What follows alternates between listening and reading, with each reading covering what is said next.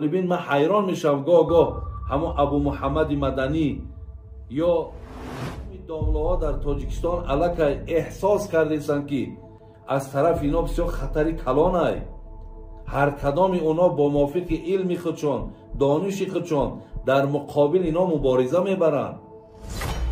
از این لحاظ برادرای عزیز از فهم دامله های خودمان از بگیم برنامه های دامله های خودمان استفاده برید. شما دیده و دانسته خداتون در حلاقت.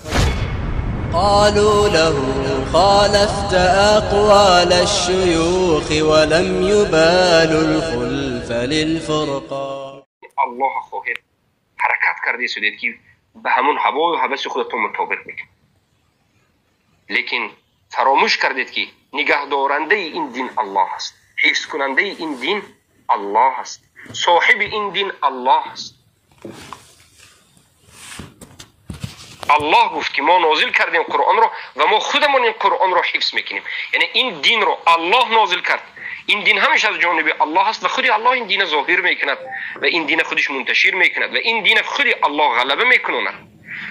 مثل شما هزارها بودند که حقاس میزدند و هستند و میآیند، ولی بجز این که خودشون را همچون یک هیزم جهنم تبدیل میدن دیگر کار نمیکنند. به دین ذره ضرری نیست. من و شما حقگوییمون برای خودمون فایده دارد و دروغ و بافته و مبارزه بردن به دین هم برای خود شما ضرر دارد، نه به دین الله. دین الله در جایش همیشه است. برای چی؟ برای اینکه الله وعده داد که نگه دارنده، ظاهر کننده، حفظ کننده این دین الله است. الله المستعان. وای بر حال شما، وای بر حال شما که با این ریش های سفید، با این چشم های خیره شده، با این حیات آخر شده، با این قدمی که یکیش درون قبر است، نترسیده به الله دروغ میگید. امید زندگی شما پایان رفت، عمر شما آخر شد، مگر از الله نمیترسید که مرگ شما نزدیک است؟ این چی جرأت است، این چی شجاعت است، این چی بدبختی است و این چی بنده شیطان شدن است که هر کسی برایت و از نام رسول الله دروغ بگوید. از الله بترسید. نام ابو حنیفه را سیاه کردید. ابو حنیفه رحمه الله اگر زنده میشد شما را شپاتی میزد، شما را دره میزد و بر روی شما توف میکرد. ابو حنیفه برحذرترین انسان، از همه احتیاط کننده ترین انسان از دروغ گفتن به رسول الله صلی الله علیه وسلم. بسیار حدیث ها رو به خاطر همین قبول نکردن که انسان های دروغگو میگفت، به خاطر اینکه دروغگو حدیث گفت حدیثش قبول نیست. اما شما خود را پیروان ابو حنیفه میگویید، 100% مخالف ابو حنیفه کار کردید، دروغ میگویید. ابو حنیفه و مالک شافعی و همه شاگردانش این سخنی که شما میگوید نمیدانستند، زیرا که اونها این چیز در دین وجود نداشت. بالاخره صحبت این کسی که از خود خورش هم گمراهتر از بگذاره چی میگوید؟ خط کشیدن برای ما رسول الله صلی الله علیه و خطه و فرمودن که این راه قال هذه سبیل الله و فرمودن این راه الله است. ثم خط خطوطا عن یمین الخط و عن شماله. بعد از آن رسول الله صلی الله علیه و سلم از اطراف خط راست کشیدهشون، از راست این خط، از طرف چپ این خطهای دیگر کشیدن. ثم قال، بعد از آن فرمودند هذه سبل على كل سبیل منها شیطان. این راههایی است که از این راهها یدعو الیه، شیطان از این راههای کشیده که از راست و از چپ تشبیه کردن رسول الله صلی الله علیه و سلم که راههای شیطان است. هر یک انسان را به این راهها یعنی که میخونند. بعد از آن رسول الله صلی الله علیه و سلم آیه مبارکه را از سوره انعام که شماره آیه 153 است تلاوت کردند. اعوذ بالله من الشیطان الرجیم و ان هذا صراطی مستقیما فاتبعوه ولا تتبعوا السبل فتفرق بكم عن سبیله ذلكم وصاكم به لعلكم تتقون. معنی آیه کریم این است که و این راه راستی من است، پس آن را پیروی کنید و راههای دیگر را پیروی مکنید که شما را از راه خدا جدا کند. این است آنچه خدا شما را به آن حکم فرموده است تا شاید که شما پرهیزگاری کنید. و این چنین از رسول معظم اسلام حضرت محمد مصطفی صلی الله علیه وسلم که حدیث از سوید ابن غفله روایت از حضرت علی کرم الله وجهه میفرمایند قال سمعت رسول الله صلی الله علیه وسلم میفرمایند که من شنیدم از فرستاده الله حضرت محمد مصطفی صلی الله علیه وسلم سیأتی قوم فی معروف است این حدیثی که حالا این گفتنی هست معروف است، لیکن پیش از به این حدیث داخل شدن در اول سخنش گفت ما حالا حدیثی رو از رسول الله می آوریم که در حق سلفی ها از مذهب برآمده ها گفتند. حدیث صحیح آورد که یک شمشیر برنده برگردنی خری جاهل صوفی برآمد. حدیث از عبدالله بن مسعود رضی الله عنه حدیث صحیح است و از غیر این صحابه روایت است و این حدیث کامل و شامل بر علیه همه فرقه های باطل است و همه علمای اهل سنت از این حدیث حجت گرفتند و باطل بودن مذاهب این مبتدعین از مشبهه و از معطله و از عازری و غیره از قبوری ها بیان کردند. حدیث همین است که صحابه جلیل میگن که خط لنا رسول الله صلی الله علیه و سلم خطا، پیامبر یک خط درازی راست رو کشیدند. ثم خط خطوطا عن یمینه و بعد از این خطچه های رو به همین خط راست از پایینش کم کم خطچه به طرف راست خط علی شماله و بعد از این به طرف چپش خطچه کشیده، یک خط راست از دو طرف از خطچه ها و بعد از این گفتن که این خط راستی که میبینید انا همین راه راست مستقیم دین الله هست، یعنی کتاب الله و سنت رسول الله انا من خط راست است و این خطچه هایی که در دو طرفش میبینید این راهچه هایی که شیطان به همین واسطه ها شما رو از راه راست میکشد، به یکیش نتونست به دومش سومش از طرف راست از طرف چپ شما رو میکشد. و بعد از این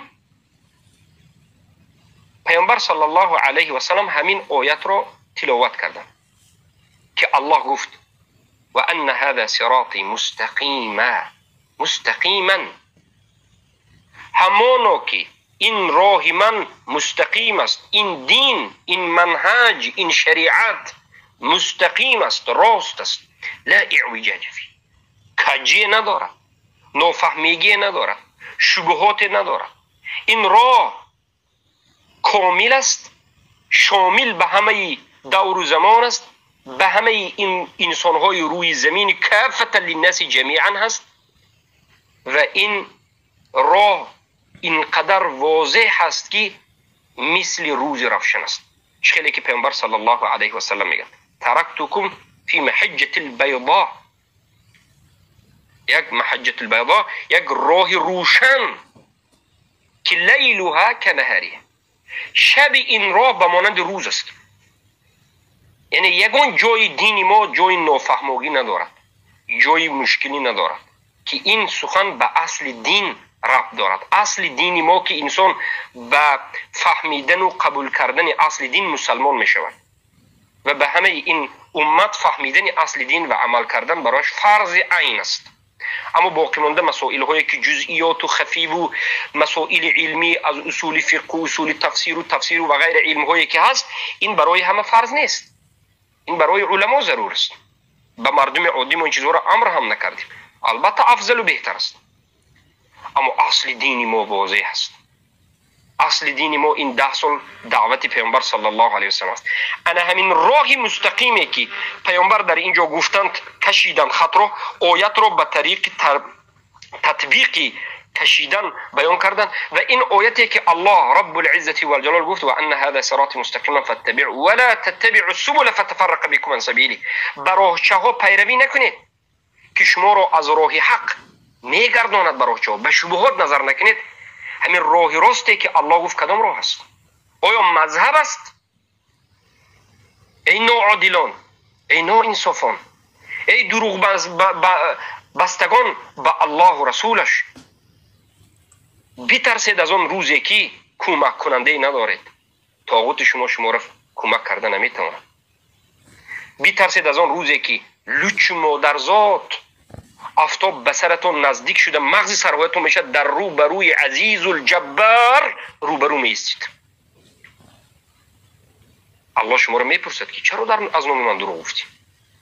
راه راستی الله را پوشانیدی و راه طاغوت را راه راست میگویی. این است که شما کتمان کردید، مردم را دارید فریب میدید. راه راست کدام راه است؟ همون دعوتی که پیامبر 23 سال کردن و اصل راه راست را پیامبر 13 سال در مکه دعوت کردن. 10 سال در مکه پیامبر دعوت کردن. نماز فرض نبود، روزه نبود، حج نبود، حجاب نبود، حرام بودنی شراب نبود، دیگر چیزهای حرام شده نبود و بعد از این اکثری چیزهای حرام شده نبود. البته زنا و این چیزها از اول حرام بود، اما بعض از چیزهایی که شراب و غیره. و در همون وقت 10 سال پیامبر صلی الله علیه و سلم به انمین راه راست مستقیم دعوت کردند که اصل دین است. این چی است؟ لا اله الا الله محمد رسول الله. راه راست این کفر ورزیدن به طاغوت است، براءت کردن از کفار و مشرکین است و از شرک اونها است و ایمان آوردن به الله است، اثبات کردن یگانگی الله است، دعوای علم غیب نکردن و همه علم را به الله دادن است. و الا الله اثبات کردن این که الله یکتا و یگانه و بی‌نیاز ذات بزرگی که در بالای آسمان هاست و در بالای عرش است. اثبات کردن همه اون صفات هایی که الله به ما به قرآن و به رسولش به واسطه سنت خبر داده است. این است راه راست. راه راست این کتاب الله است که قرآن است که الله گفت ان تنازعتم فی شیء فردوه الی الله والرسول ان کنتم تؤمنون بالله والیوم الاخر ذلك خیر و احسن تأویلا. اگر شما ایمان به الله و به روز قیامت داشته باشید، در همه مسائل اختلافی و تنازعی که در بین شما شد به کتاب الله و به سنت رسول الله الی الله و رسول بازگردانید. اگر شما ایمان داشته باشید این برای شما خوب است و بهتر است. نگفت که به مذهب در وقت اختلاف گردید. این کتاب الله است و این سنت رسول الله است که این راه راست نمین است.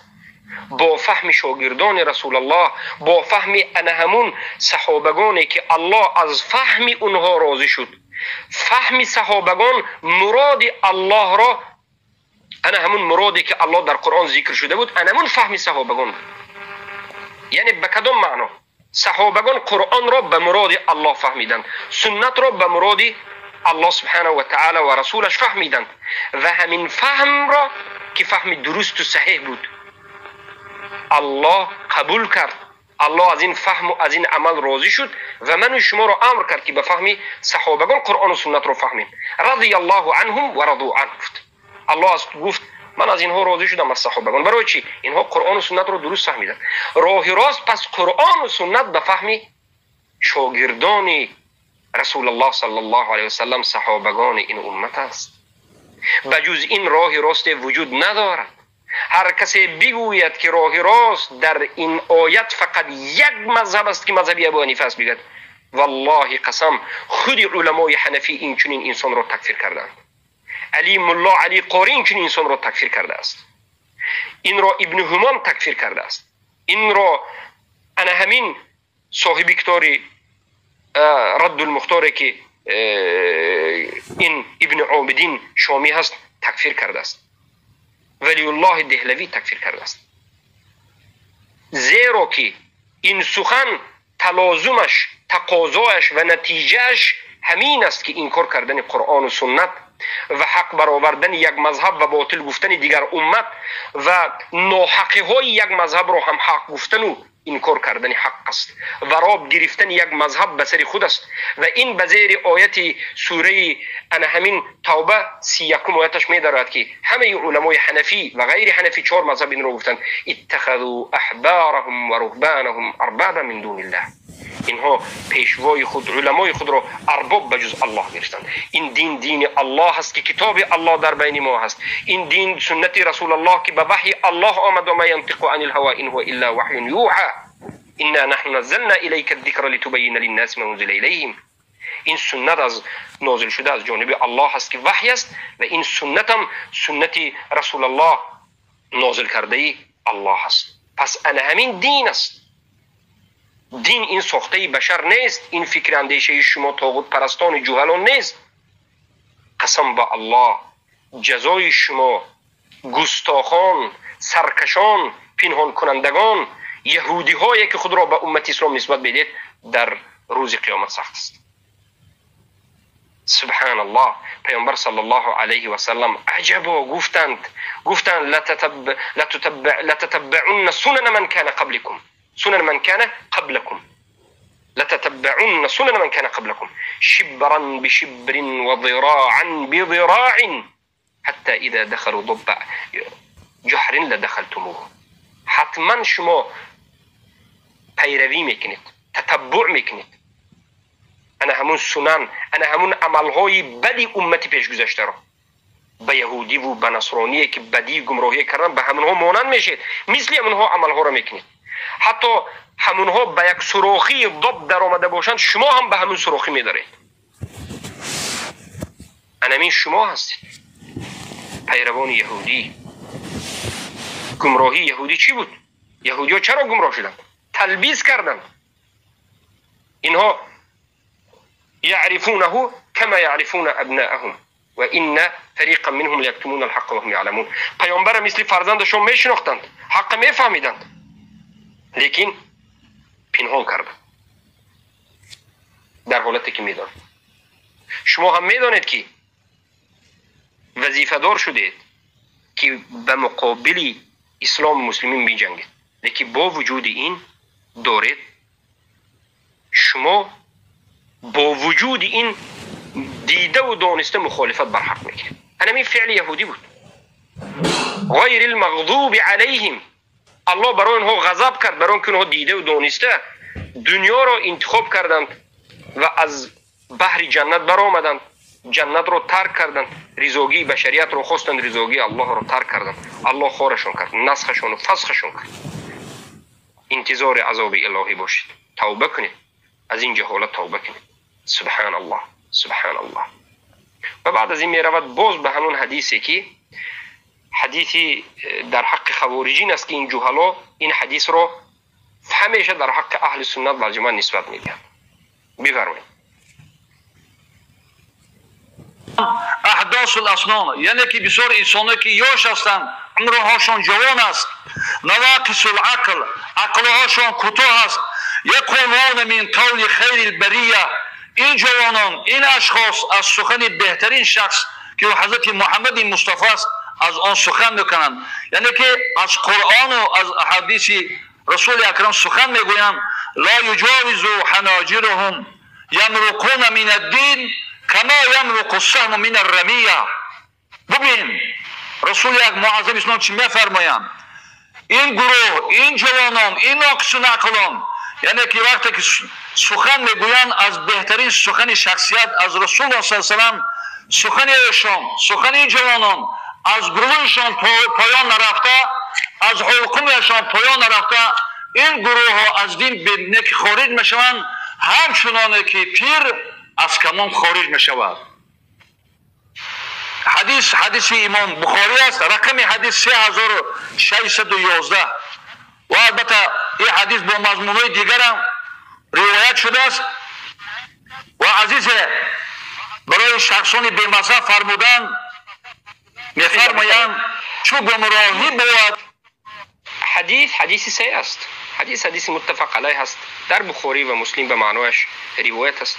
حدیث همه علمای محدثین، همه علما و فقهای اهل سنت و الجماعت، سلف این امت تا امروز دیگر بعد از سلف متقدمین و این متأخرین تا امروز هم قبول دارند و این حدیث حق است و ما به این حدیث ایمان داریم، قبول داریم و اهل این حدیث را که پیامبر اشاره به اونها کردند که خوارجین است ما میشناسیم و اونها را رد میزنیم. پیامبر صلی الله علیه و سلم در این حدیث گفتند که روزی می آید که یک جوانهایی که حدثاء الاسنان یک اشاره به جوان است. جوانها می برایند از نام رسول الله صحبت میکنند، لیکن قرآن رو هم تلاوت میکنند و قرآن از حلقومشون نگذشت. به کدام معنا؟ همینجا این جهلا معنای حدیث رو نفهمیدن که قرآن رو تلاوت میکنند از حلقومشون نگذشت. به این معنا که قرآن رو تلاوت میکنند لیکن معنا و درکی انا همین قرآن رو به فهم صحابگان نمیفهمند. ای جهلا، حدیث رو میگوید شرمنده شما میبرد که این حدیث بر علیه شما است. شما خوارج به این حدیث گرفتار هستید. از یک جهت خود شما خوارج هستید، از جهت اینکه شما اهل سنت رو تکفیر میکنید. قرآن رو میخونید از حلقومتون نمیگذرد. قرآن رو میخونید به مذهب ربط میتید در حالتی که قرآن به دین ربط دارد. عیناً خوارج ها قرآن رو میخونند، خیلی زیاد میخونند، اما انمی قرآن خونده اشون از حلقوم نمیگذرد. تمام علما و مفسرین شرح و شراح حدیث رو بینید به این معنا که علم و فهم در بالای این آیت رو به فهم درست و صحیحی که شاگردان رسول الله صحابه ها میفهمیدن نفهمیدند. از همین جهت قرآن را به فهم خود فهمیدند و به فهم خود وقتی قرآن را فهمیدند گمراه شدند و صحابگان را اولی خوارج ها تکفیر کرد و آخری خوارج ها را امروز هم میبینیم که تا صحابه رسید و قسمی از صحابه ها را به طعنه و پنهانی به تکفیر هم میروند. الله المستعان. انکنون اگر بگوید که به این حدیث شما مقصد شما ای جهمی ها، ای طاغوت پرست ها، مقصد شما این باشد که جوان ها دین را نباید آموزد، جوان در دین نباید صحبت بکند، جوان در دین کتاب نباید نویسد، اگر مقصد شما این باشد، مگر نمیدانید که شاگردی ابو حنیفه رحمه الله 3 شاگرد داشت. یعقوب ابن ابراهیم که ابو یوسف القاضی، محمد ابن حسن الشیبانی کتابی ظواهر و نوادر و روایت، تمام کتابی معروف مذهب حنفی، و این چنین زفر از همه بزرگترین یا که بگیم از همه سختترین و قوتترین شاگرد حنفی بگیم ابو حنیفه رحمه الله در سن 18 سالگی وفات کرد، در حالتی که در سن 18 سالگی یک از علمای قوی ترین نام برده میشد و امروز در کتاب همه حنفی ها زفر گفتنی یک عالم نام برده و سخنی حجت گرفته میشد در حالتی که در سن 18 ساله وفات کرد. کی از خوارج پس در سن جوانی این سخن رو کرد، سنش جوان بود، پس به جوان بودن و سخن حق کردن آدم خوارج می شود. حضرت علی رضی الله عنه وقتی که به همراهی رسول الله به جنگ بدر رفت چند ساله بود؟ رسول الله 6 ساله به رسول الله ایمان آورد، 13 سال در مدینه بود، در مکه 13 سال، یعنی 20 ساله بود در جنگ بدر همراهی رسول الله اولین صف اول برآمد. معاذ معوذی که در این جنگ بود همراهی عبدالرحمن ابن عوف که ابو جهل رو به قتل رسانید چند ساله بود؟ نظر بکنید، 16-17 ساله. بحر این امت در تفسیر، عالم این امت در کلام الله، این ابن عباس رضی الله عنه، امک بچه رسول الله صلی الله علیه و سلم که پیامبر در حقش دعا کردن که اللهم فهمه، اللهم علمه التأویل و فقهه فی الدین، اللهم فقهه فی الدین و علمه التأویل. این انسان وقتی که پیامبر صلی الله علیه و سلم وفات کردن چند ساله بودن؟ در سن بعضی 12-13 میگن. انا همین انسان دین رو به شما رسانید، حضرت عمر ابن الخطاب رضی الله عنه یک جوانی که حالا به سن 16 نرسیده بود در آوردند و از همه بزرگترین صحابگان را گفتند که انا همین صحبت میکند در باب اذا جاء نصر الله والفتح. به کبار صحابه ابن عباس صحبت کرد. پس از نظر شما قبوری های صوفی طاغوت پرستا ابن عباس پس خوارج است برای که جوان است و گپ زد؟ عبدالله ابن عمر، عبدالله ابن بارک الله فیکم ابن زبیر. چی جهالت است که شما میگید؟ مگر ابراهیم نبی الله وقتی که بت‌ها رو شکست جوان نبود؟ چلی که الله در قرآن میگه فتا یقال له ابراهیم، فتا یک جوانی که نامش رو ابراهیم میگن. الله میگه فتا. اصحاب کهف مگر جوان ها نبودن که الله در قرآن در سوره کهف میگه فتا فتیه فتیه آمنوا بربهم و زدناهم هدی. فتیه یک جماعت از جوان ها بودن که ایمان به الله آوردن و الله ایمان اینها رو زیاد کرد. کفر به طاغوت رو از اونها ما تعلیم میگیریم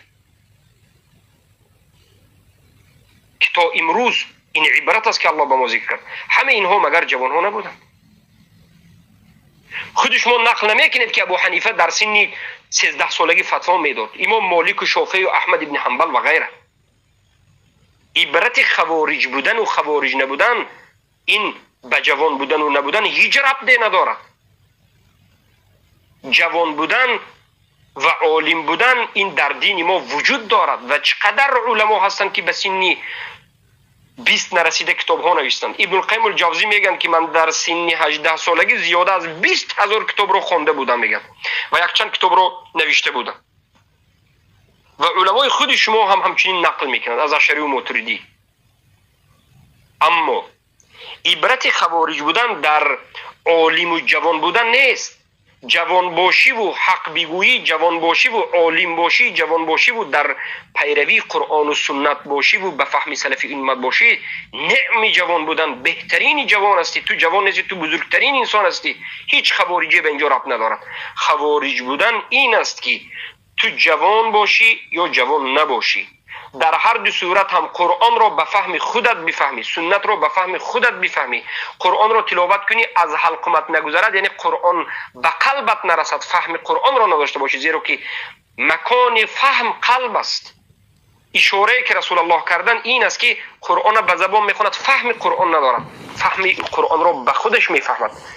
به مانند صوفی، اشعری، ماتریدی، خوارج هم فهم قرآن به فهم خودش میفهمد، به فهم صوفی، حزبی. یعنی اینها گمراه هستند.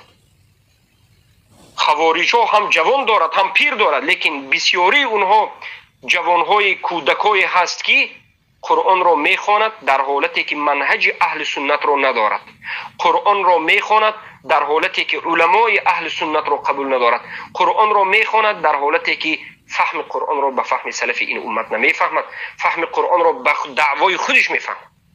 برای همین وقتی که خوارج ها از حضرت علی جدا شدند، حضرت علی را متهم کردند و تکفیر کردند، عبدالله ابن عباس از جانب علی رضی الله عنه به مناظره اونها رفت، به اونها باشند به حضرت ابن عباس ندا کرده میگوشتند که این الحکم الا لله، حکم همش از آن الله است. اما معنای این سخن را خطا فهمیدند، زیرا که این آیت الله بود، هیچ کسی حق نداشت که این را باطل بگوید. حضرت علی گفتند رضی الله عنه کلمت الحق ارید بها الباطل، کلمه حقی که باطل از این خواسته شده است. خود جمله حق است، لیکن از عقب این جمله اینها باطل رو میخوان. برای چی؟ برای اینکه جمله حق این کلام الله است، کلام الله حق است، اما همین کلام حق را خطا فهمیدن، زیرا که فهم خوارج مخالف به فهم علی بود، مخالف به فهم معاویه، مخالف به فهم عبدالله ابن عمر و ابن عباس رضی الله عنه بود. ما همین جا فهمیدیم، در همین وقت فهمیدیم که وقتی که خوارج ها فهمشون مخالف فهم صحابه بود، پس اونها زلالت گمراهشون انمی نقطه هست، نقطه فهم مستقل داشتنشون. فهم مستقل داشتن خوارج این دلالت به گمراهی اونها میکنه. اما کسی که خواه جوان است و پیر است، خواه زن است و مرد است، فهمش موافق فهم صحابه بود، این انسان در حقیقت در راه حق است، در همون صراط المستقیم است، در همون خطی که رسول الله کشیدن در همون خط است. و این صفت خوارجی به بالای خودی انمین صوفی ها از ماتریدی ها و اشعری ها و به خصوص این صوفی های جهلا تطبیق می شود. برای چی؟ برای اینکه این شرمنده ها هم پیرند و هم جاهلند. دیروز حاجی میرزا این عربی نه اعوذ بالله من الشیطان الرجیم گفته میتواند، نه کلمه. دیروز همین حدیث حاجی میرزا اریده میگه، اریدو بهل میگه، اریدو بهل باطل. یک بار دیگر گوش کنید. اریدو یعنی من میخواهم باطل گفته نگاه پس، لیکن معنای نیست اریده خواسته شده است. نه عربی را فهمید، نه قرآن را فهمید، نه سنت را فهمید، نه صحابه را فهمید. از قرآن و از سنت و از صحابه براءت کردید. از نام ابو حنیفه دین نبی رو جور کردید و ساختید. ابو حنیفه رو متهم کردید و از ابو حنیفه دروغ گفتید و باز صحبت ها رو راست و دروغ می بافید. ابو حنیفه از شما بیزار هستند. پیروان حقیقی ابو حنیفه نمی جوانهای اهل سنت هستند. ابو حنیفه گفتن که اذا صح الحدیث فهو مذهبی. تمام است.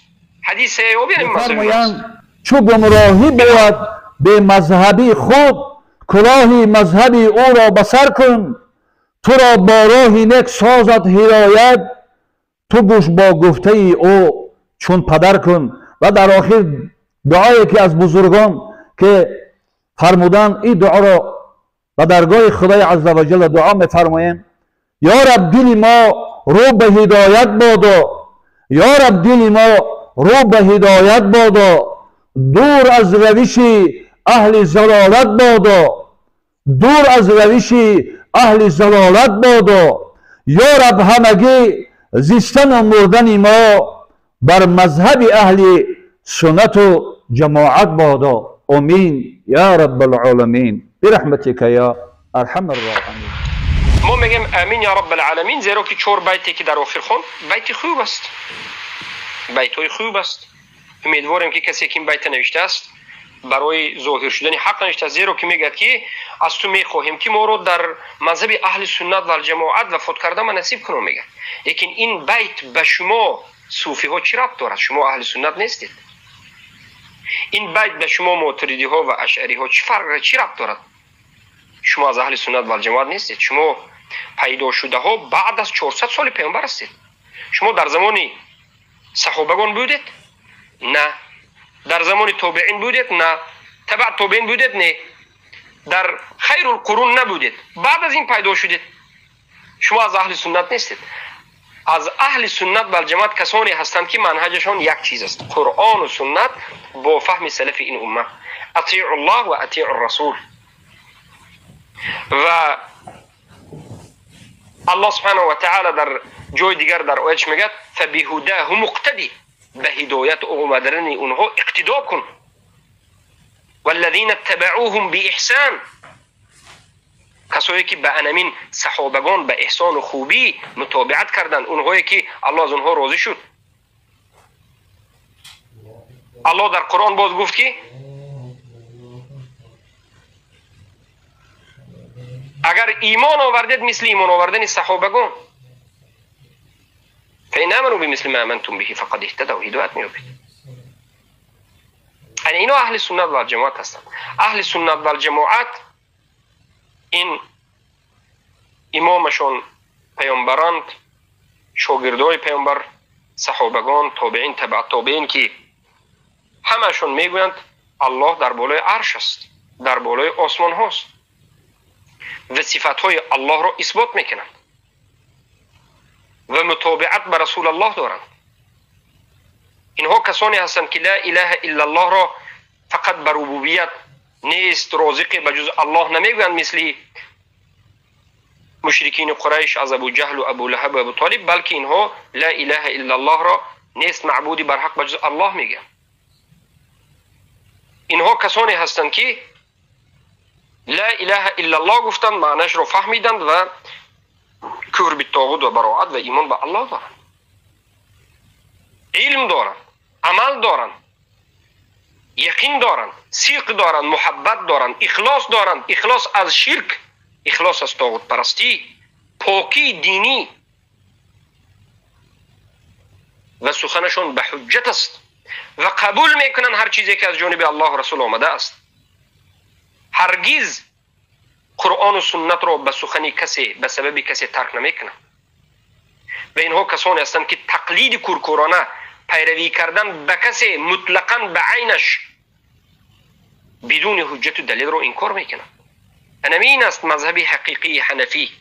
همین است مذهب علمای حقیقی و خودی حنفی. البته انشالله بعد از یک روز است 2 روز است این کتاب ما به اذن الله به شما میرسد، تقریبا 70 صفحه شود، شاید کمتر یا زیادتر. خلاصه تحقیق در حکم تقلید و آیا پیروی نمودن به یک از این 4 مذهب واجب است، حتما مطالعه کنید و در درونش حتما همه این شبهات چها جواب گفته شده است باذن الله سبحانه و تعالی. ببینید تحقیق ابن همام میگه که ان الالتزام بمذهب معین غیر لازم. تحقیق ابن همام همین شده است که پایبند بودن به یک مذهب معین لازم نیست. میگه ابن همام در کتاب التحریر و التقریر میگه که در کتاب اصول فقه حنفی، ابن همام حنفی معروف است، این التحریر و التقریر اصول فقه است، میگه ان الالتزام مذهب معین غیر لازم على الصحیح.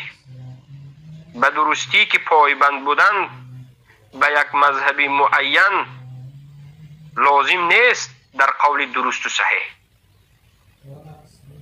لأن التزامه غیر ملزم، زیرا که پایبند بودن به یک مذهب ملزم نشده، ملزم نیست، یعنی امر یا از جانب شریعت وظیفه نکرده است. در دوام شد اذ لا واجب الا ما اوجبه الله و رسوله صلی الله علیه و سلم، زیرا که یگان واجب نیست بجز همون واجبی که الله و رسول کرده باشد.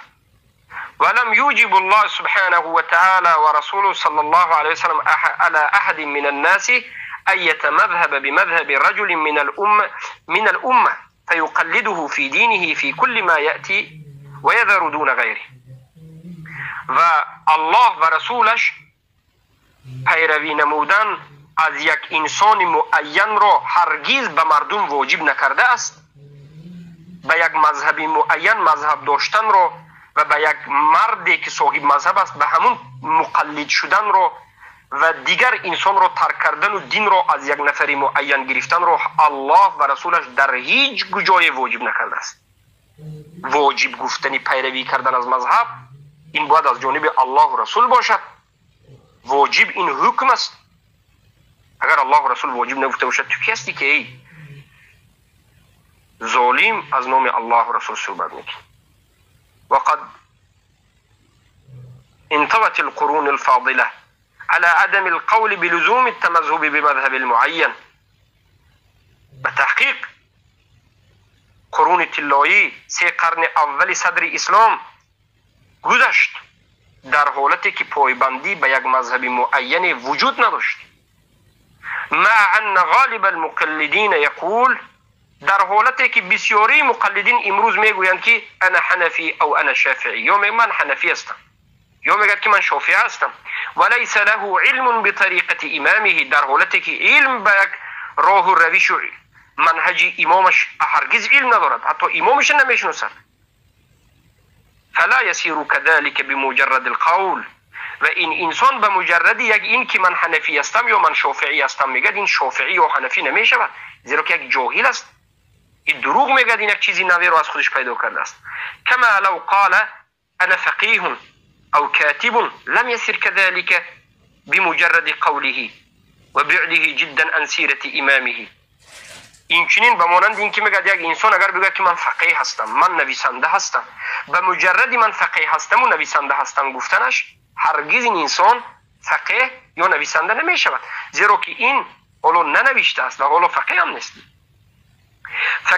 فكيف يصح الانتساب بالدعوة المجردة والقول الفارغ من المعنى؟ پس چگونه درست است که یک انسان خودش را فقط من حنفی هستم گفت حنفی میشده است، در حالتی که علم به مذهب حنفی ندارد؟ این دروغ محض است. انا همین علمای حنفی ابن همام حنفی بودنی علمای تاجیکستان را، آسیای مرکزی را بالکل زیر سوال برده، همش را انکار کرده. هر کسی که به مذهب حنفی علم ندارد، مذهب حنفی فقط 4 کتاب مختصری همین میده مختصر الوقایه نیست، کتاب حنفی 15 مجلد است که ما خوندیم. مرحمت بدع السنه یا که این الصنعانی، المبسوط للسرخسی و دیگر از کتاب هایی که مجلد ها است، محققین محدثین و غیره. چور کتاب خوندید فکر کردید که حنفی است؟ چور کتاب حنفی نیست، آخه چور کتاب مخالفت های زیاده داره. شرمنده بود. ابن همام شما را میگه که جاهل هستید. هر کسی که جاهل به مذهب حنفی باشد، حنفی فقط مذهب فقهی هم نیست، عقیدوی است، جانب های قضاگی و غیره دارد که شما معاملی بیخبر هستید. شما حنفی گفتن که تی حنفی نمیشه. مخالفت ما به شما ای جهلا این نیست که ما مذهب این کار میکنیم و شما اثبات میکنید. نه، مخالفت ما این نیست. مردم شما به دقت گوش بکنید. مخالفت ما این نیست که ما گویا ما مذهب این کار میکنیم، آنها مذهب اثبات میکنن. نه، ما مذهب رو این کار نکردیم. ما انا همین علمای جاهل تاجیکستان رو این کار کردیم که گفتیم شما حنفی نیستید، زیرا که خود اینها میگن که ما در فقه حنفی، در طریقت صوفی، در عقیده معترضی هستیم. بله اینها در فقه دعوای حنفی و مذهب حنفی دارند، لیکن باز مخالفت به ابو حنیفه کردن، زیرا که ابو حنیفه گفتن اذا صح الحدیث فهو مذهبی. حدیث صحیح آمد، سخن من مخالف حدیث صحیح آمده باشد، سخن مرا به یک طرف گذار و حدیث پیامبر رو بگیر. ابو حنیفه رحمه الله یک انسان عالم بودند که البته این مسائل رو ذکر کردند. اما در باب اعتقاد اینها خودشون آشکار میگویند، این علمای تاجیکستان آشکار میگن که ما حنفی نیستیم، ما ماتریدی هستیم. یعنی چی؟ ماتریدی، ابو منصور ماتریدی بعد از 150-180 سال ابو حنیفه وفات کرده است. یک انسان دیگر است، عقیده دیگر دارد، عقیده کلامی دارد. منهجش در باب اسماء و صفات مخالف ابو حنیفه است، در باب تقدیر مخالفت به ابو حنیفه قسم جانبی دارد. یا ابوالحسن اشعری در باب ایمان هم، در باب لا اله الا الله هم، تقدیر هم جبری و غیره است. و این در باب الوهیت در همه جانب اختلافات دارد کلامی. این علمای تاجیکستان میگن که ما ماتریدی هستیم. ما وقتی که گفتیم که بله شما ماتریدی هستید، لیکن ماتریدی گمراه هست، مخالفت به مذهب حنفی دارد، اینها میبرن میگن که اینها بی مذهب است. ما در مذهب هستیم. ما در مذهب یک ابو حنیفه معین، فقط ابو حنیفه نه، ما در همه مذهبی همه سلف هستیم. هر کسی از اونها خطا کردن خطا میگوییم و هر کسی که درست گفتن درست، و عمومی مذهبی اونها رو ما پیروی میکنیم. پس در دوامش میگوید در کتابی، و اینچنین ابن همام در کتاب ایقاظ همم اولی الابصار، زنده کردن همت اولی الابصار، صاحبان بصیرت، میگد که ان الفرق بین المقلد و المتبع، همانو که فرق بین مقلد و متبع وجود دارد. فرق است، مقلد فرق، متبع و مقلد فرق دارد. ان المقلد لا يسأل عن حكم الله و رسوله، مقلد هرگز از حکم الله و رسول سؤال نمی کند. و انما يسأل عن مذهب امامه، مقلد از مذهب امامش صحبت میکرد. مقلد اومده نمیگد که حکم الله و رسول به من بگو، حجت کتی، نه، مقلد میگد که امام مگو میگه. ولو ظهر له ان مذهب امامه مخالف لكتاب الله و سنت رسوله لم يرجع الیهما، اگر به این مقلد جاهل گمراه ظاهر شد، فهما شد، آشکار شد که مذهب امامش مخالفت به کتاب سنت دارد و به رسول الله دارد، از مذهب امامش نمیگردد، تعصب در مذهب میکند، قرآن و سنت را ترک میکند، مذهب را از بالای قرآن بالا میداند. مذهب پرستان مذهب را از قرآن و از سنت پیش گرفتند، مذهب را دین نو ساختند، مذهب را، صاحب مذهب را از رسول الله پیش گرفتند. ما این مخالفت میگیم، ما این کار میکنیم، ما مذهب این کار نکردیم. ما همه علمای مذهبی سلف، چهار امام رحمه الله میگیم، باش حنفی باش، لااقل منصف باش حنفی باش، به گفته ابو حنیفه عمل بکن که حدیث صحیح، نخود این کار بکنی، نخود قرآن و سنت این کار بکنی، نخود آشکار واضح فقه اکبر ابو حنیفه را به یک طرف پرتوی. دروغین ابو حنیفه نباش، راستین باش لااقل. در دوامش گفتند که والمتبع، اما متبع کیست؟ مقلد نه، متبع کیست؟ متبع همون کسی است که انما يسأل عن حکم الله و رسوله. متبع اومده از تو امام من چی گفت نمیگد، میگد که الله و رسول چی گفت. متبع سؤال میکرد از حکم الله و رسول. ولا یسأل عن رأی آخر و مذهبی، از رأی یک دیگری از مذهبش سؤال نمیکند. ولو وقعت له نازلة اخرى لا يلتزمه ان يسأل العالم الاول عنه. اگر یک واقعه نوی به سرش جاری شود، هرگز یک آدم معین که فقط کارش حل نمیکرد، هر عالم اهل سنت که رفته